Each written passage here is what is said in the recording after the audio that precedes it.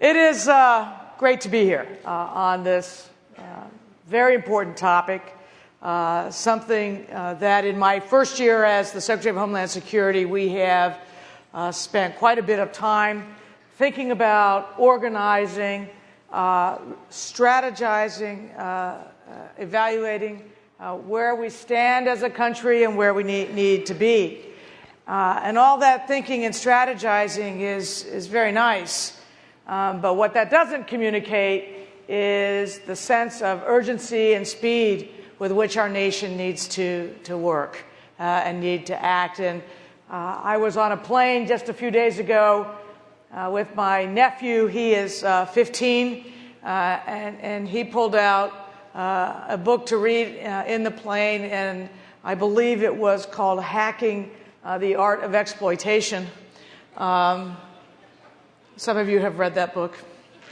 And this morning in my clips, was the report of the arrest yesterday of 3 of the ringleaders of the Mariposa botnet issue, which affected something like 13 million PCs. And you recognize that this is the future, both from a security standpoint, but also from an economic standpoint, from every standpoint you can possibly imagine. So this is an area where the Department of Homeland Security actually stands at a very important juncture within the whole federal system, within the whole federal government. So what I'd like to do with you today is talk a little bit about where we are seated, where things are, what some of the actions and priorities are, and then announce a little bit of a competition that I hope all of you will be willing to participate in. Now, I know the theme of the conference this year is the Rosetta Stone, and that is a pretty good metaphor. The Rosetta Stone, of course, helped us to decipher a complex riddle, how to read Egyptian hieroglyphics. But it also led to a better understanding of a different culture, different people. And the cyber challenges we confront today are every bit as much about culture and people in a way as about technology. So if I could emphasize anything, it's this, that DHS, we understand these challenges. I think we are building one of the best teams anywhere to tackle them, but that our success will depend in no small part on our ability to intersect effectively and efficiently with the private sector. Now, we have been working collaboratively. It's been very nice, but again, the sense of urgency needs to be increased. So let me outline some of the specific ways that we can be working together. First, it's important to note, and you had Howard Schmidt here yesterday, and you're going to have Director Mueller of the FBI tomorrow. But the President himself has described our networks and the hardware that supports them as strategic national assets, and he has called the growing number of attacks on these networks one of the most serious economic and national security threats our nation faces. We need to work with the private sector, but also throughout the federal government on some of those related issues. We work with the FBI on cyber investigations and cyber challenges in at least 2 specific ways. First, the Electronic Crimes Task Force, which is housed at the Secret Service. And second, the Immigration and Customs Enforcement, ICE, has within it the National Intellectual Property Rights Center. The first connection throughout the federal government is on the pure law enforcement side. The second is on the economic crimes protection of IP side. That work, again, will only be increasing. And it will increase based on the template that was laid out in the President's cyber review last spring. where there was a comprehensive examination of where is cyber in this huge mass we call the federal government, how is it organized, who should have the lead, and the like.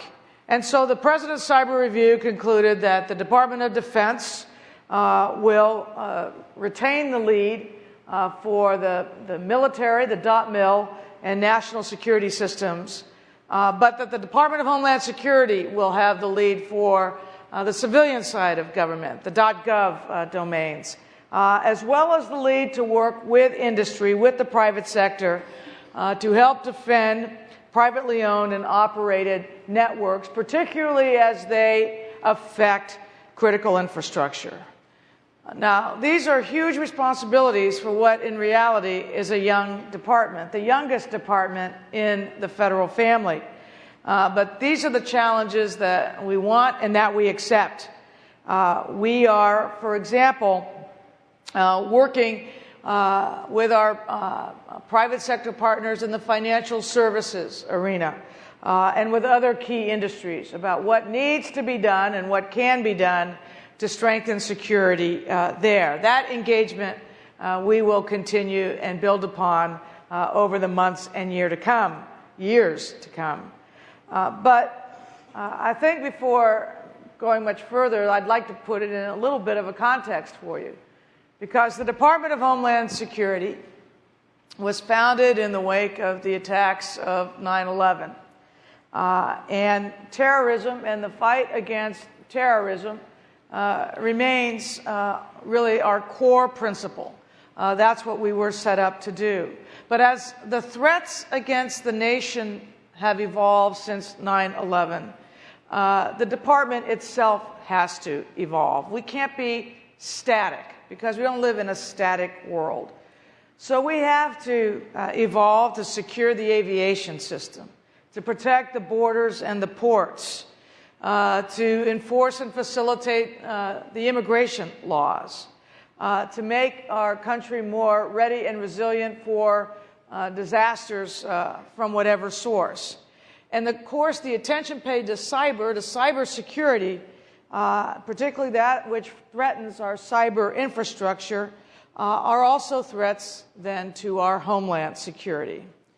So this year, one of the tasks we undertook was to do basically a long-range vision for this department. By the way, it may be the youngest, but it's now the third largest department of the federal government. So it's a huge enterprise that is located not just domestically, but across the globe. But it did not have yet a kind of a long-range, where are we going, what is the vision for the Department of Homeland Security? So we conducted a quadrennial Homeland Security Review, the first ever, QHSR, which provides an overarching framework for the department, defines our key priorities and goals, and outlines a strategy for achieving them.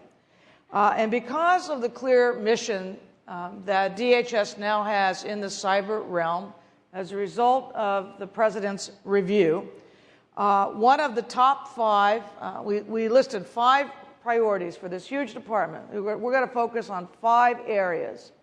And one of those 5 areas is safeguarding and securing cyberspace.